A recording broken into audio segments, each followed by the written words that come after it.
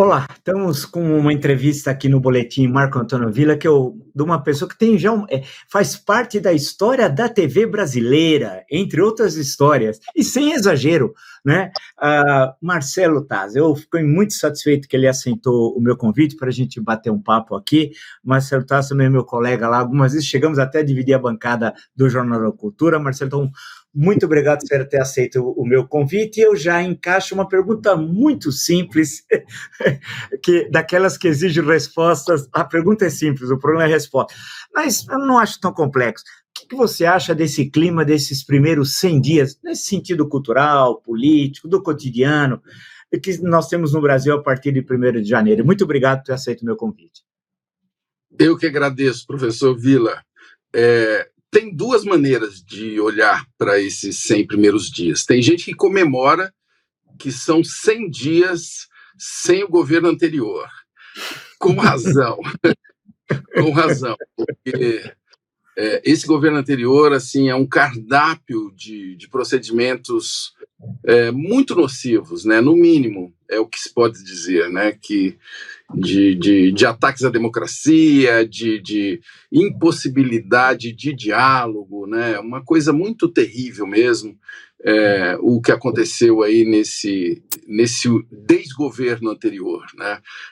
E, claro, eu não estou aqui julgando as pessoas do governo, podemos até ver algumas pessoas ali que têm algum tipo de eficiência, enfim, mas muito poucas mesmo. Mas o que eu estou falando é do clima, já que você perguntou de clima, né? Então, essa é uma maneira de ver, né? 100 anos sem o desgoverno anterior, e é óbvio que aí a gente sente um saldo positivo, um alívio, porque nós estamos vendo aí defesa de pessoas em vulnerabilidade, a começar pelos Yanomamis, que foi talvez o primeiro ato concreto do governo atual. Nós tivemos uma reação a um golpe, eu acho que ainda muito pouco valorizado, né? Porque para mim foi, obviamente, um ataque absurdo, surreal, que nós tivemos ali naquele dia 8 de janeiro, e na minha avaliação, esse atual governo reagiu de uma maneira suave, serena e firme, que para mim, Vila, são as duas características que a gente tem que perseguir agora, né? Como sermos firmes e serenos, sem provocar, enfim, aquela coisa chatíssima que é ficar só na treta. Você concorda, Vila? Claro. Ficar só na treta, sai todo mundo perdendo, né? Na tal polarização. Sim. Não se constrói nada. Então, nesse ponto é que esses 100 dias eu vi esses aspectos positivos do governo atual e, claro, vi também pisadas na bola, né? Eu creio que aconteceram perdeu-se algumas chances, né, de deixar o debate eleitoral. Eu creio que o presidente Lula pisou em algumas cascas de banana importantes de tentar reavivar um debate eleitoral, sendo que ele venceu as eleições. Então, temos que parar com essa mania de continuarmos em campanha eleitoral no Brasil, né? Não sei se você concorda, isso é uma tendência não só no governo federal, mas em todos os governos, até nos municipais, assim, a pessoa ganha a eleição e depois continua em campanha, brigando com os grupos que perderam a eleição, já pensando na eleição seguinte. Está na hora de entender que uma carreira política se constrói com atos, né? E não só com discurso. Não, é verdade, eu também acho. Eu estava falando um pouco antes até com a minha mulher, nós somos a história do Brasil, essa questão do poder municipal, que você fez até exemplo, tocou, como tudo passa pelo município, e as divergências municipais, na maior parte das vezes, elas não são republicanas, né? Não são questões sobre o projeto daquela cidade, o futuro da cidade, o que ela vai ser, são de questões menores, de brigas de famílias, de disputa de poder mesquinho, de relações pouco lícitas no campo republicano, para ser bastante educado, né? E como parece que a roda da história ela não gira, né? Na esfera municipal, quando em outros países foi o inverso, foi o autogoverno das comunidades que acabou construindo o Estado, como o caso clássico norte-americano, né, com seus devidos cuidados, mas vem dali, né, o nosso, a coisa fica presa, você tem toda a razão. Eu acho que é por ali mesmo. Eu acho legal você assim marcar esse ponto da minha fala do poder municipal, porque realmente nós temos muito pouca atenção para ele, e é dali mesmo que surgem as oportunidades do cidadão realmente interferir, né? No caso americano, pelo conceito do distrito, né? Então até os próprios representantes no Congresso são votados assim, né, Vila? Os tais representantes distritais. Quando houve no Brasil aquela campanha pelo voto distrital, eu fui um dos primeiros a apoiar essa ideia, que é uma ideia apartidária, inclusive, não foi uma ideia de um partido apenas, né, mas de algumas forças que defendem a democracia no Brasil. Eu não tenho dúvida que, se nós não temos consciência do que podemos fazer como cidadãos, na nossa rua, né? Começa pela rua, né? Muita gente fala de segurança, né? E ataca os governos federal, estadual e até municipal, e nunca conversou com seu vizinho, né? Nunca pensou na calçada, por exemplo, que é um espaço público que você tem condições de ter uma interferência até direta, né? Ou na poda de árvores, que é outra coisa que me interessa muito, né? Em São Paulo é uma coisa muito mal cuidada também, ou no entorno todo. Isso já está provado através de vários estudos, né? Isso é que faz um efeito muito imediato na segurança, né? Quando os vizinhos se articulam, né? E aí que você entende por que em muitas comunidades, às vezes, com menos recursos, às vezes inclusive em favelas, né, existe uma segurança simplesmente por conta de uma articulação comunitária, né, das pessoas que estão ali. Não, é verdade. Até vou colocar uma questão para você, mas vou me permitir um parênteses. O poder municipal parece invisível, sabe? As subprefeituras, está falando, vamos falar aqui de São Paulo, ou regionais, cada hora elas têm o nome, elas são invisíveis. Eu não sei na minha região onde ela é, quem é o subprefeito, nunca vi na minha vida, e não sei o que faz. E tem uma calçada, você falou agora que pode ser uma coisa banal, mas é justamente na história da calçada, quase na esquina descendo a Alameda Campinas, que tem um vazamento de água que veio de um prédio até simpático, de 3 andares, que faz a curva na esquina, bacana o prédio simpático, e tem um vazamento de água num cano que colocaram um plástico desse mercado assim, evidentemente que o vazamento continuou, apesar do nó, e ele sai de dentro da entrada do prédio. Esse vazamento já tem 5 dias. E aí alguém, não sei se do prédio, colocou uma madeira assim e uma assim, para alguém, na hora que passa na calçada, que está tomada pela água, pisa um pouco na madeira. Mas que eu fico pensando um idoso passando ali. Se eu, ao passar, que já não sou jovem, vai lembrar, eu piso naquele negócio devagar que eu falo, isso daqui vai dar problema. Um idoso num lugar que passa centenas de pessoas por dia, 5 dias, vazamento de água, jogando fora água, um bem precioso, né? Colocando em risco a vida das pessoas, e está lá. Alguém vai falar assim, mas isso tem a ver com o que vocês falam das questões estruturais de democracia? Tem muito a ver, tem a ver com o poder local, né? Isso que você está colocando, mas eu não aguento mais ver aquela água. Eu acho que eu vou fazer um protesto. Mas deixa eu te aproveitar e te perguntar uma coisa, fazendo essa. Você consegue realizar no seu trabalho uma coisinha que eu acho que é incrível. Eu gosto muito de futebol, desde pequenininho, por causa da minha família, todo mundo era corintiano e eu era o único santista, então já foi oposição ali, desde pequeno na família, e era duro você ser o único santista nos anos 60, que tinha pouco santista, na minha rua tinha eu, não tinha ninguém. Minha rua tinha 5 quarteirões. Então, a minha família toda corintiana, o pessoal adorava futebol, tal. E aí eu sempre acompanhei muito futebol e a linguagem futebolística a gente usa até hoje no nosso cotidiano, tendo em vista que o futebol é muito importante.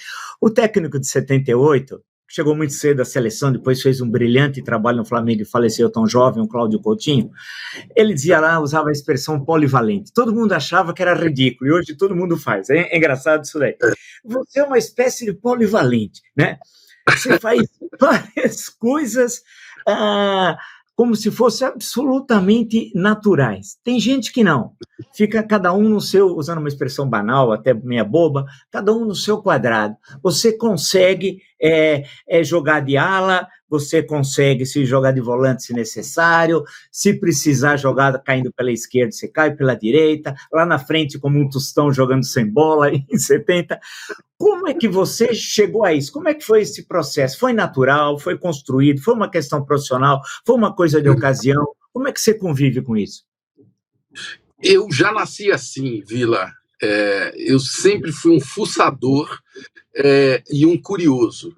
E então, assim, a minha infância, eu também era o único santista na minha família. O meu pai é São Paulino, o meu tio mais boleiro, o tio Rubito, corintiano. Então, ambos tentaram me influenciar e, obviamente, eu não preciso nem explicar, né? Porque na década de 60 era difícil não ser santista, né? E eles ainda caíram na besteira de me levar para ver um treino na Vila Belmiro durante umas férias de verão que a gente estava fazendo em Santos. Eu sou de Ituverava, do interior de São Paulo, caipira, com muito orgulho. E, enfim, eu não podia torcer para outro time. Mas o que nós estamos falando, você falou do Cláudio Coutinho, eu sempre fui fuçador. E na minha infância, o veículo que mais me atraiu não foi a televisão, porque a televisão só tinha um canal lá em Ituverava, só pegava TV Tupi, então era uma coisa muito limitada. E o meu veículo de paixão inicial foi o rádio, né? E ondas curtas, e eu vi estações de outros estados, do Rio de Janeiro, de São Paulo, e até do exterior, né, BBC, Voz da América, enfim, aquelas rádios lá de Moscou e tal. E o interesse em entender como as coisas funcionam, eu creio que responde um pouco sobre essa polivalência que você está falando. Assim. Então, quando eu descobri o meu veículo, que é a televisão, né, inicialmente é o veículo fundador da minha carreira profissional como comunicador, eu quis entender todas as funções que tinham ali, né? E câmera, edição, texto, direção, atuação e tal. E é um pouco assim que eu desenvolvi a minha carreira. E mais interessado, sabe, Vila, em o que vou fazer, sabe? Não onde vou trabalhar, ou sei lá. Então, o que me interessou muito no começo, que foi o meu primeiro, digamos, filho, né? O primeiro início é o Ernesto Varela, que é um personagem ficcional, um repórter ficcional, que eu construí junto com o Fernando Meirelles, mas com uma linguagem muito diferente ali de reportagem, digamos assim. E depois, logo na sequência, quer dizer, eu não quis ficar ali naquele início, que foi muito bem sucedido, mas eu não quis ficar preso naquele primeiro acerto, vamos dizer assim. E aí tive a felicidade de ser convidado para fazer infantis. E foi aí que eu, enfim, me apaixonei por contar histórias para criança no Rá-Tim-Bum e no Castelo Rá-Tim-Bum, que foram duas coisas na sequência, e aquilo abriu mesmo assim, o meu horizonte. Eu falei, cara, contar histórias é uma coisa que não diz respeito apenas a um público, mas a que histórias que eu quero contar. E é um pouco que resume assim o meu entendimento dessa polivalência. Assim. Às vezes eu sou o redator de projetos que eu gosto muito, né, de ter participado, criação do Cacete do Planeta, do Programa Legal, na equipe do Guel Arraes lá na Globo, por exemplo, eu era só redator, nem aparecia, né? Ou o Telecurso, que é uma coordenação pedagógica de conteúdos de primeiro e segundo grau, em equipes gigantes com professores e tal. e aquilo para mim foi, e continua sendo, assim, eu mantenho uma ligação muito forte com o Telecurso e com a Fundação Roberto Marinho também, que desagou em 2 museus que eu fiquei muito feliz de ter participado, o Museu da Língua Portuguesa aqui em São Paulo e o Museu do Amanhã, no Rio de Janeiro. E, enfim, e as coisas vão acontecendo um pouco assim, Vila. O pessoal sabe que eu sou fuçador, que eu sou inquieto. Eu tenho tentado fazer menos coisas, sabe, Vila? Eu estou numa fase assim de não ser tão, enfim, de não fazer tantas coisas simultâneas. E creio que eu estou quase conseguindo, assim. Então, atualmente, eu estou muito feliz de fazer o Provoca na TV Cultura e agora uma série nova, o dicionário, o pequeno dicionário de grandes novidades, que também foi outra coisa que eu inventei, a coisa de alguns anos atrás, e que agora acabamos de publicar, de começar a publicação disso, e, enfim, um super esforço com uma equipe enorme e tal, e que vai nessa vertente, né? Eu creio que tudo meio converge aí com uma tradução de conteúdos complexos com humor e ligados à educação, né? A educação, às vezes, inclusive, educação formal mesmo, como é o caso do Telecurso, e, às vezes, paradidática, né, como é o caso dos museus, é o caso dessas séries infantis. Atualmente, Vila, eu pretendo fazer menos coisas, mais coisas sempre que me desafiam. Eu acho que é isso que me move. Eu acho que isso é uma coisa muito interessante. Já que eu estou pensando, já que você está falando em desafios, eu vou dizer uma obviedade, mais uma. Se o Nelson Rodrigues estivesse aqui, ele já teria a frase feita dele, muito conhecida, mas mais uma obviedade minha, que é o seguinte: a internet é uma coisa fascinante, né? Eu, como sempre, em algum momento, agora nem tanto, eu estou melhorando, eu sempre demorei muito para me adaptar às novidades, né? E então eu ficava muito atrasado sempre nas coisas, tal. Mas tem coisas que são fantásticas. Outro dia eu estava em casa, em questão de 15 minutos, eu estava com umas dúvidas lá, cismei umas coisas que não tem nada a ver, coisa do Antigo Testamento, imagina. Mas eram umas coisas que eu me lembrei e tal.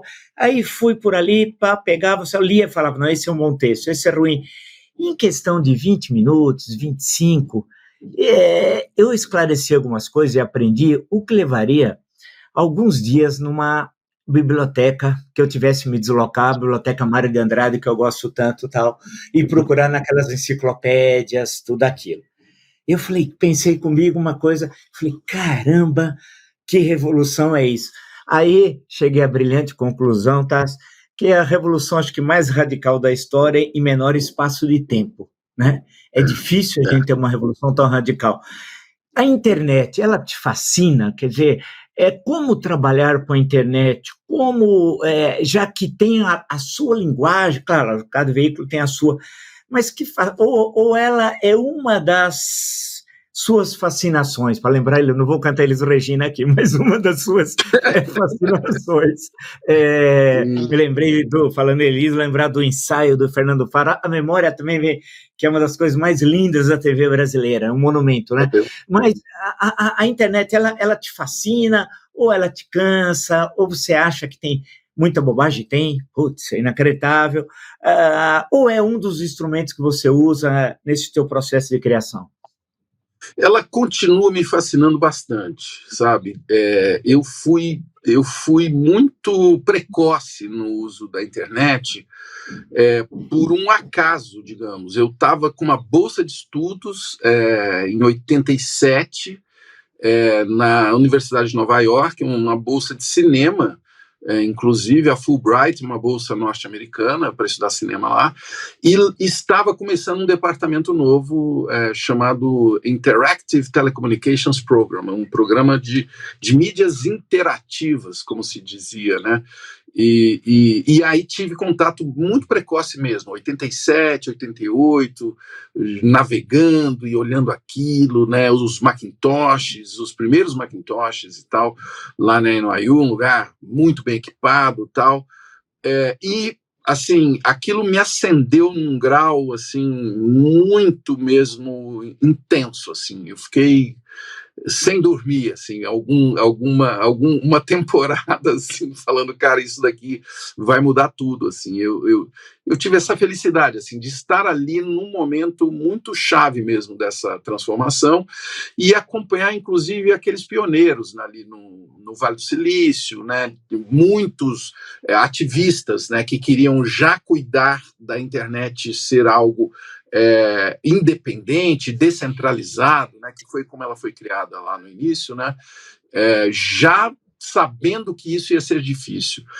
Hoje, nós lidamos aí com grandes desafios com relação, inclusive, a isso, né, a descentralização. A internet, ela hoje ela está muito centralizada em poucas empresas, né, em algumas plataformas, e corre um risco disso, inclusive, ficar ainda mais, isso ser agravado, né, o que não é bom para ninguém. Ou seja, para mim, a grande tarefa hoje de todos nós que prezamos a liberdade na internet é ter consciência disso, o quanto que é frágil esse equilíbrio, né? E o quanto que nós já estamos influenciados aí por enfim, às vezes algoritmos invisíveis mesmo, né? Algoritmos e empresas também, né? Que obviamente são as que fazem esses algoritmos. Agora, eu sou daqueles que, como eu falei lá, eu sou fuçador, então, assim, eu gosto de entender as ferramentas para poder não virar um escravo delas, entendeu? Então, esse é um papel que eu acho que cada um de nós tem que assumir, né?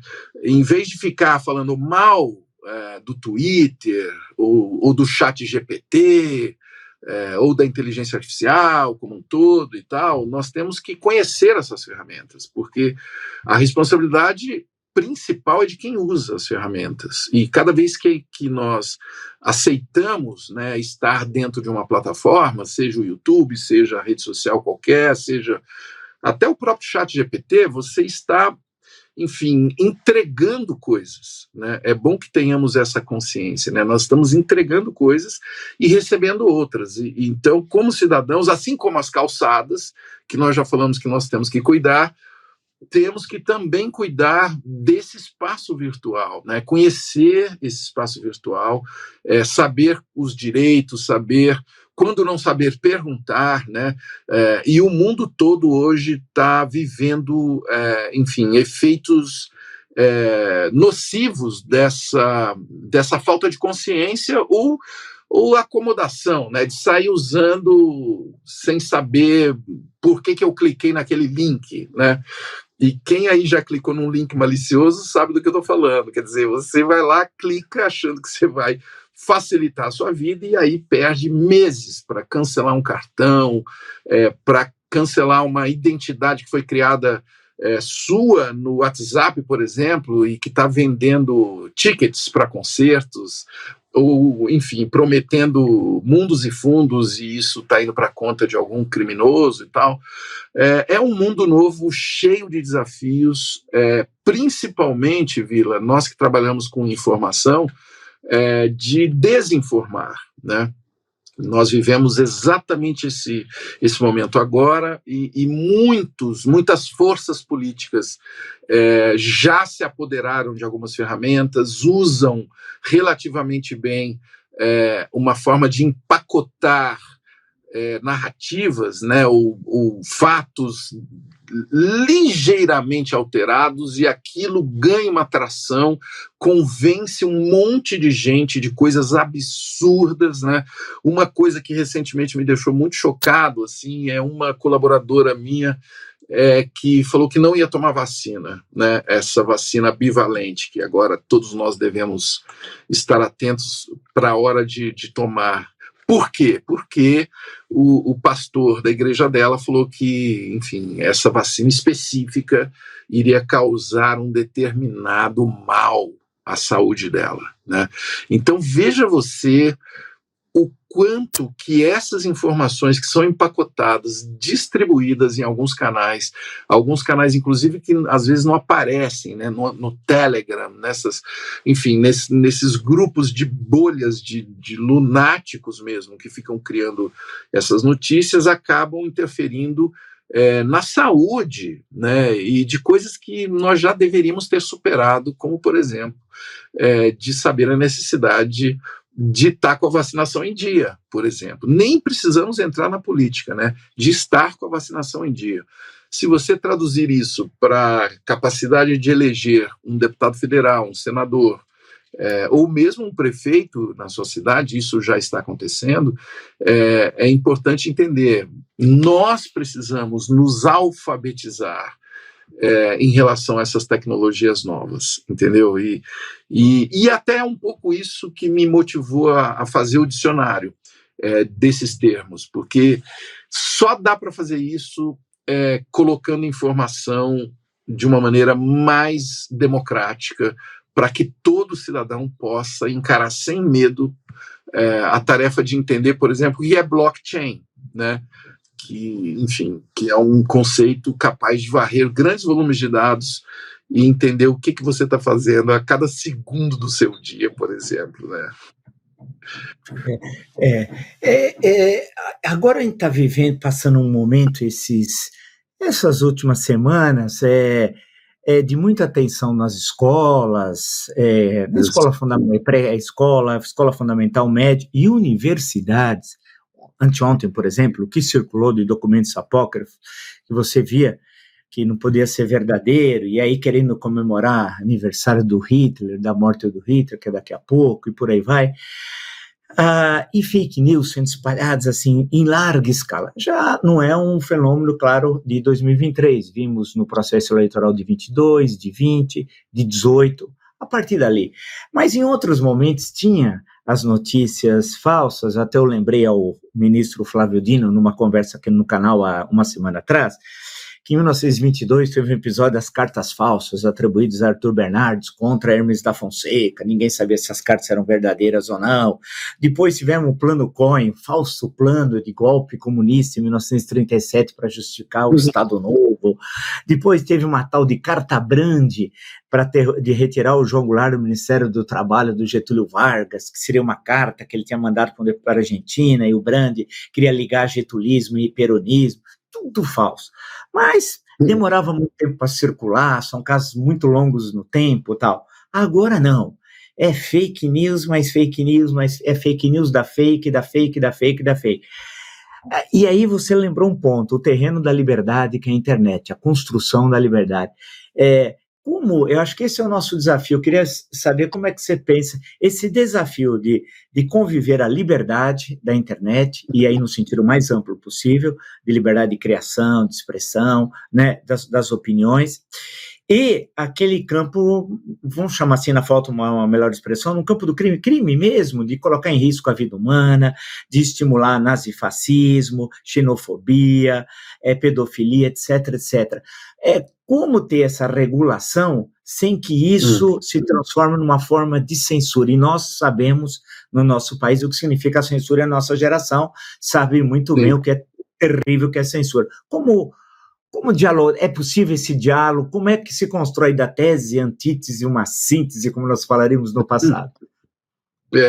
Bom, quem tem que construir isso é cada um de nós, né? Isso é uma coisa para deixar muito clara, né? Não virar um mito ou um líder, principalmente líder político, porque ele geralmente está interessado na manutenção do seu próprio poder, que vai resolver essa questão. Então, quem vai resolver somos nós, eu, você, cada um de nós que estamos aqui nessa conversa, né? E aí, eu quero fazer uma provocação aí para todos vocês. Eu creio que para arrumar a internet, nós temos que melhorar a qualidade do tempo que nós passamos fora da internet. Porque eu não sei se vocês vão se identificar, mas eu comecei a perceber que a minha vida estava assim, muito empacotada dentro dessas telas, né? Se a gente bobear, a gente passa o dia todo aqui trabalhando, e depois que trabalha também continua aqui, e aí você não vive algo muito importante, que é a sua emoção interior. Eu não estou falando de emoção só na hora que você ouve um Paulinho da Viola, né, Vila? Eu tô falando de emoção do seu relacionamento com as pessoas ao redor, né, dos dramas humanos, né, dos amores, das paixões, dos filhos, da família, dos amigos, né, uma conversa, mesmo uma conversa quente, uma conversa onde há discordância, ao vivo, ela pode nos trazer muito mais boas experiências de crescimento, de ter que lidar com a frustração, com o convencimento, né, do seu amigo, ou da sua parceira, do seu parceiro, do que simplesmente você ficar tretando nas teclas, né, ou no telefone. Isso eu percebo que nós perdemos isso nos últimos tempos. Não sei se você concorda comigo. Nós fomos perdendo e, ao mesmo tempo, sem dar muita consciência para isso. Então, atualmente, Vila, eu tenho me dedicado a cuidar de plantas, tá? É uma dica que eu vou deixar aqui no ar, viu, Vila? E isso surgiu muito na pandemia. Eu sou um rapaz, como eu já disse, do interior, e na pandemia eu voltei a cuidar de horta e plantas. Eu me interesso muito por plantas que você pode comer o fruto delas. Então, hoje eu cuido de uma horta respeitável que já produz batata doce, espinafre, que tem minhocas, abelhas, que tem erva cidreira, salsinha, uma coisa muito bacana, viu? Espinafre, eu tenho um espinafre chamado Okinawa, um espinafre japonês maravilhoso, e isso, enfim, é algo que sempre me interessou, mas que é onde eu gasto um tempo, inclusive de exercícios físicos, né? Porque cuidar de roça, você tem que estar com a saúde muito boa, né? Para carregar terra, para, enfim, plantar, ficar ali, às vezes, numa posição que você tem que aprender para não machucar suas costas e tal, cuidando, podando e tal. E isso eu não estou aqui brincando, não, eu estou falando uma coisa que eu ando praticando com muita seriedade, que é um tempo que eu tenho fora dessas redes, né, desse mundo virtual. Devo confessar que, às vezes, eu faço tudo isso ouvindo um podcast, com um fonezinho no meu ouvido, mas com consciência que eu vou gastar 1 hora, é um podcast mais longo, às vezes alguns até de 2 horas, e eu vou gastar aquele tempo, sabe, cuidando de plantas. Eu vou estar com esses 2 canais ligados, mas não vou estar com todos os canais ligados, que é o que a gente faz geralmente quando estamos diante de um computador, né? Pulando de uma aba para outra e respondendo no WhatsApp, enfim, de uma maneira muito dispersa. Então, eu ando procurando cuidar desse tempo fora da internet para poder usar melhor o tempo quando eu volto para ela. Entende?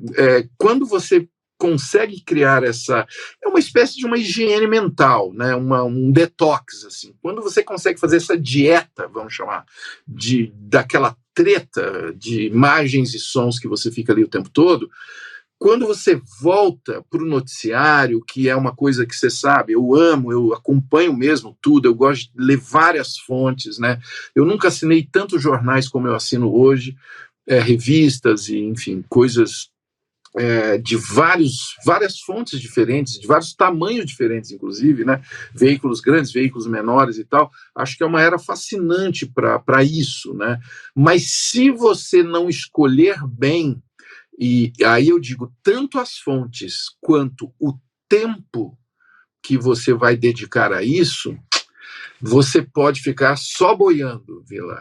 Ou pior que boiando, você pode ficar só sendo levado pela correnteza, sem perceber. Você está há horas ali e no final do dia você fala assim, o que eu fiz hoje?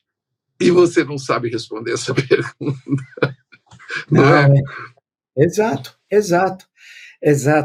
O curioso, Marcelo, é que eu também tento me disciplinar, porque eu tenho de ler meus livros que eu gosto, tenho os trabalhos que eu preciso terminar, e uns amigos mandam uns livros muito interessantes, tem muita coisa boa no campo da história, especialmente, que eu gosto de ler, e aí se você abre um portal assim desses importantes, e começa a descer a barra, a idiotia domina grande parte daquilo. E o pior é você entrar no campo da idiotia. Você clica para ver uma frase de um senhor ou de uma senhora dizendo hoje vai ter. Poxa vida, é de uma profundidade esse hoje vai ter. Aí eu fico falando, mas hoje vai ter o quê? É porque o senhor ou a senhora, para ser bem antigo e educado, quase um Marcelino de Carvalho, é porque a roupa que está usando supostamente é sensual ou algo do gênero. Aí eu falo assim, mas por que eu cliquei ali? Né? Aí eu pergunto para você, é uma idiotia que eu tô.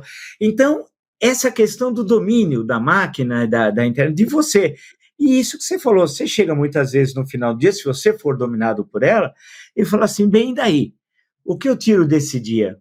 Quase nada. E quando você tem muitas coisas sedutoras aqui ao lado, mas que tem uma relação de sedução, é muito mais complexo eu ler uma história da China que eu estou aqui lendo, que foi a melhor que eu li até hoje na minha vida, mas é muito mais complexo, do que eu clicar e ver uma influenciadora, que eu acho uma coisa fantástica essa expressão influenciadora, influenciador também, dizendo a maior bobagem, em que ela está preocupada porque a casa dela foi assaltada quando ela não estava. Aí eu fico pensando o seguinte, quantos milhões de brasileiros, eu já tive isso também, teve a sua casa assaltada quando estava viajando, por exemplo, que é melhor do que quando você está, claro. Nós temos de escolher, olha que bela escolha. Mas eu falei, mas isso é algo banal, infelizmente, na nossa sociedade. E eu vou lá, vou ler essa idiotia, ao invés de ficar dando uma olhada aqui no século XVIII chinês, que é muito mais interessante. Quer dizer, essa guerra que a gente tem de travar contra a máquina, porque a máquina se produz pelo mais fácil também, né? Eu não sei se... mas eu só quero fazer um comentário aí, Vila. Não é contra a máquina. Não, claro. É contra você. É contra a gente. Esse é o desafio, sabe? A gente tem que entender que nós decidimos, né, que vamos clicar naquele link. E é bom ser muito claros. Tem coisas que são irresistíveis, né? Até algumas bobagens são irresistíveis, né? Mas é legal você falar assim, não, agora eu quero ver umas bobagens, entendeu? Agora eu quero ver por exemplo, um debate sobre assim, foi pênalti ou não foi pênalti. Aí os caras falam 15 minutos. Eu gosto disso. Eu gosto, mas você fala, não, eu estou me divertindo com o debate sobre o VAR, se o ombro dele estava na linha ou não estava na linha, você entendeu? E isso é um jogo, é um entretenimento, você sabe que você está ali se divertindo e está tudo certo, entendeu? O problema é quando você acha que você está estudando a China, né, e você está simplesmente só sendo levado por sei lá, uma coisa muito superficial, que parece que está te contando uma história e não está nada, tá só segurando ali a sua atenção. Isso tem muita coisa. Agora, eu gosto de deixar bem claro, eu amo a internet, eu acho um tremendo avanço, inclusive esses últimos todos aí que a gente vive, que são muito desafiadores mesmo, principalmente quando entra a inteligência artificial, né? E eu estou falando do TikTok, por exemplo. O TikTok é um aplicativo que foi desenvolvido na China e se tornou o mais baixado no Ocidente, né? Esse é um fato novo na história também, né? Primeira vez, uma história que foi construída, né, iniciada, vamos chamar assim, no Ocidente, né, a internet, os próprios computadores, os softwares, né, no Vale do Silício e tal, essas grandes empresas, principalmente norte-americanas e com alguma participação depois da Europa e tudo mais, e que hoje, enfim, esse conceito, a inteligência artificial, ele está, assim, é uma coisa muito robusta, principalmente na China, né, e, claro, nos Estados Unidos também, e temos aí uma grande parte do mundo que não participa desse desenvolvimento, inclusive o Brasil. E nós, às vezes, ficamos assim só na modinha de ficar um debate, enfim, até pretensamente intelectual, de alto nível, sobre os perigos dele, mas sem conhecer, enfim, conhecer profundamente mesmo esse conceito, que não é simples, né? Para entender mesmo o que significa essa linguagem, né? É um processamento de linguagem natural, então é uma coisa, aliás, muito antiga, né? Uma coisa lá dos anos 50, né?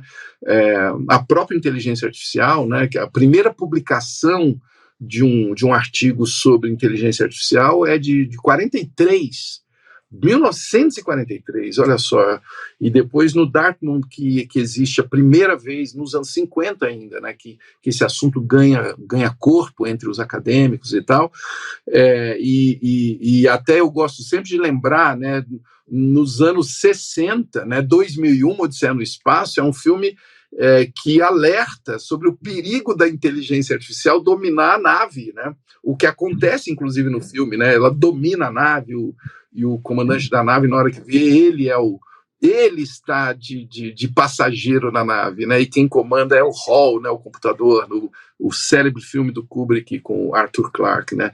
Então, esse assunto é um assunto antigo, e hoje nós, às vezes, ainda estamos patinando nesse debate, porque queremos simplesmente, enfim, usar da retórica e às vezes até dos nossos vieses, né, ideológicos, e querer, enfim, ser contra uma determinada empresa porque ela é americana, ou porque ela é chinesa, ou porque ela é sueca, enfim, ou porque nós não sabemos nada disso e tal.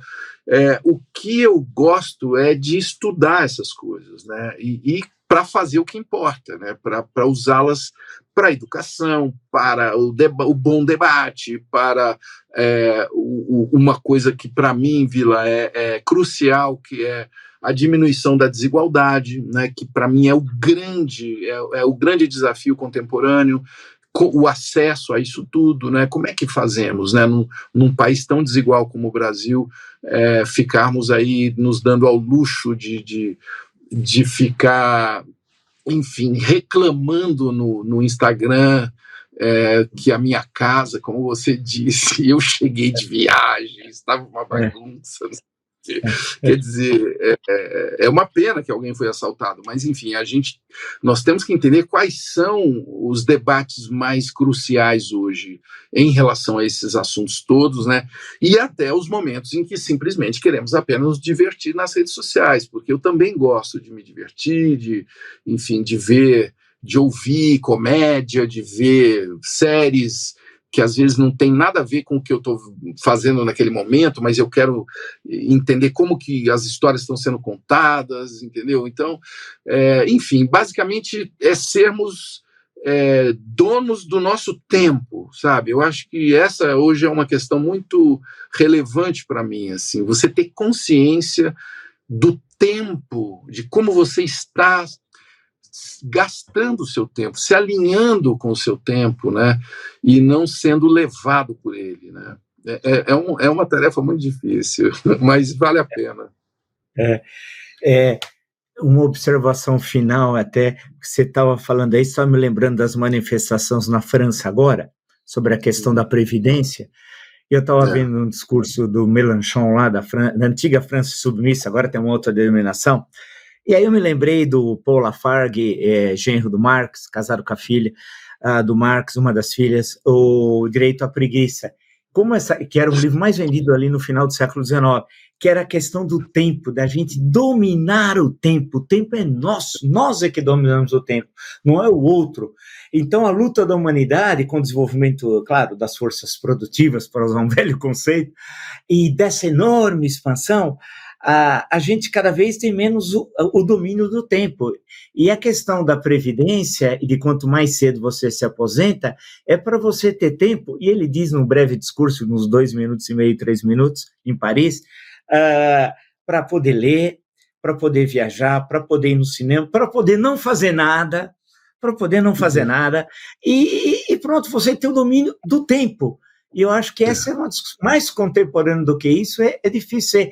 E, ao mesmo tempo, lembrando do Brodel, um grande historiador francês, né, que é essa questão da longa duração, como na história da humanidade, essa questão está presente. Sem ser chato em citações acadêmicas, não é isso? Eu não gosto daquelas frases célebres, tal, né, que nem sempre é do autor que é citado na internet, mas eu lembro que historicamente, no século XIV, o John Ball, numa das rebeliões camponesas na Europa, ele diz assim: quando Adão cavava e Eva fiava, onde estava o fidalgo? Né? E ali é perfeito, porque ele está falando, no fundo, da questão do tempo. Né?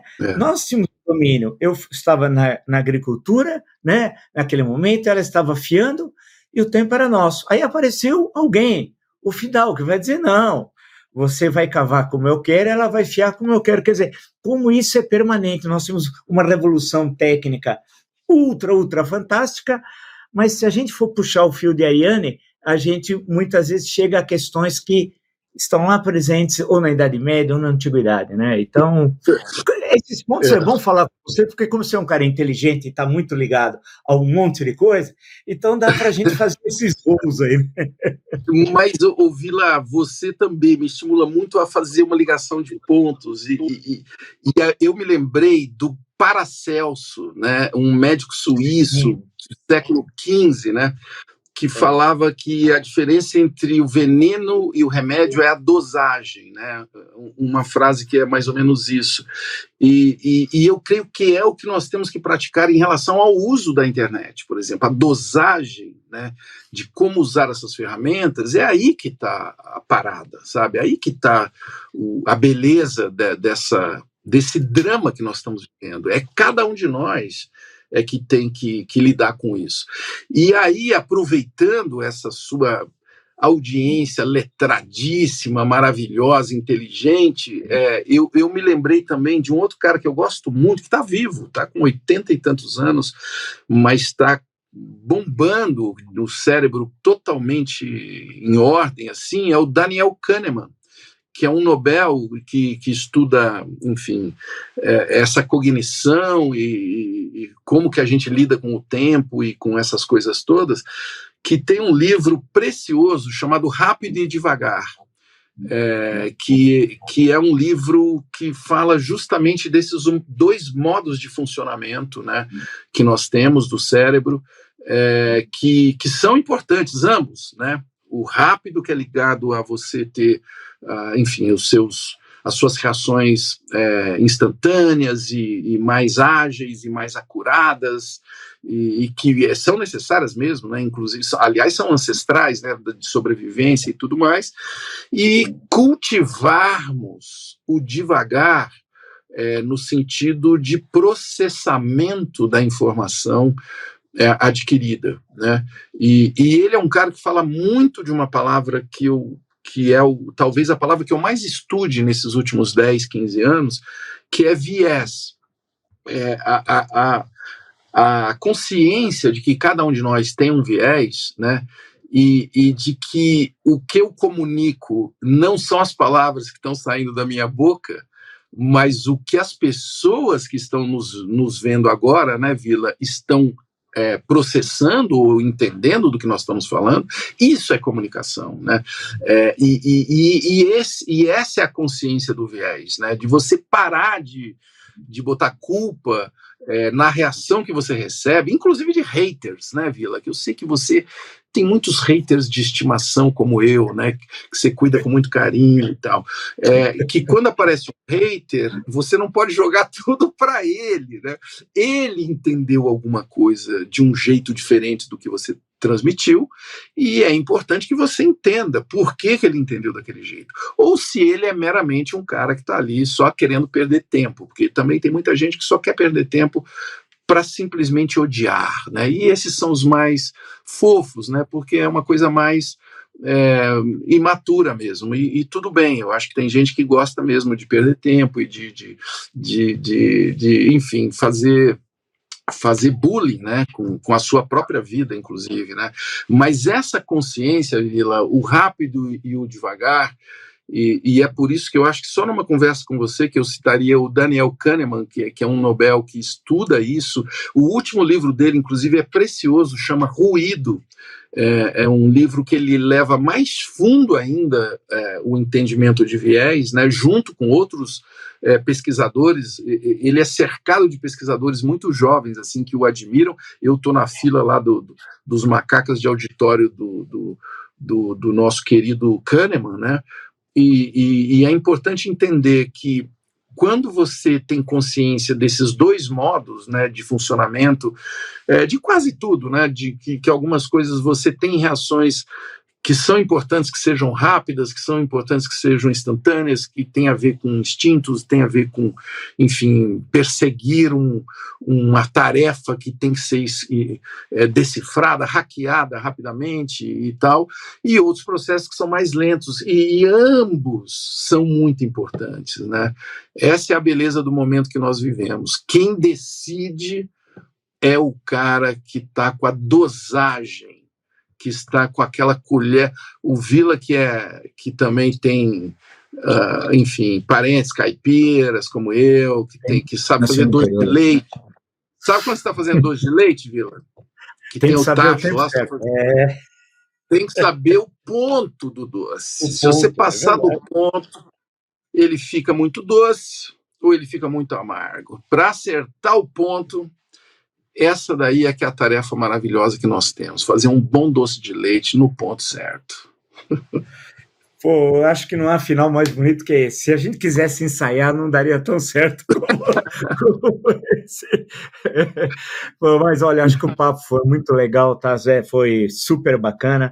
Eu acho que muito legal para o canal tem essa preocupação pedagógica de pensar o Brasil, pensar o mundo, as contradições do século XXI, que são muitas, é um desafio atrás do outro, e nós somos uma sociedade que nem sempre o Brasil consegue responder, pela nossa tradição até arbitrária. O último país que aboliu a escravidão no mundo ocidental, isso não é pouco, né, para a nossa história. Então, nós temos muita dificuldade de trabalhar com essa questão mesmo das diferenças, das desigualdades, somos muito desiguais, e tudo isso se interliga nas questões que você está expondo aí para a gente pensar, né? Então, eu queria agradecer muito a gentileza de ter me atendido, e esse papo acho que foi muito legal, tenho certeza que o pessoal do canal vai gostar. Muito obrigado mesmo. Valeu, Vila, estamos sempre juntos. Vamos aí, valeu, até. Valeu. Até.